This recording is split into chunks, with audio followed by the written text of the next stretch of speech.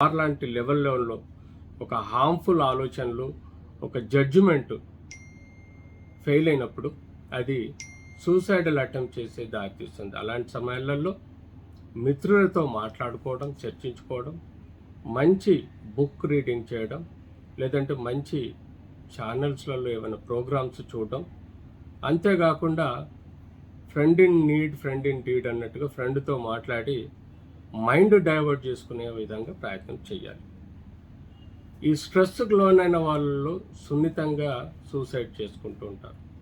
Examples, ఎగ్జామ్లో fail అయ్యాను, parents తిడతారో కొడతారో అనే భయంతో సూసైడ్ చేసుకునే వాళ్ళు ఉన్నారు.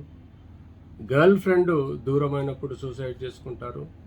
మానసిక రోధంతో సూసైడ్ చేసుకుంటారు. ఆరోగ్యం సరిగ్గా లేకపోతే సూసైడ్ చేసుకుంటారు. అంతేకాకుండా ఎప్పుడైతే ఆర్థిక ఇబ్బందులు వస్తాయో స్ట్రెస్ ఫీల్ అయ్యి సూసైడ్ చేసుకుంటారు. ఇలాంటి విషయాలలో తన తోడైన ఫ్యామిలీ మెంబర్స్తో కానీ మిత్రులతో చర్చించి వీలైనంత వరకు స్ట్రెస్ని డైవర్ట్ చేసుకునే విధంలో ప్రయత్నం చేస్తే మనకు సమస్యలు రావు.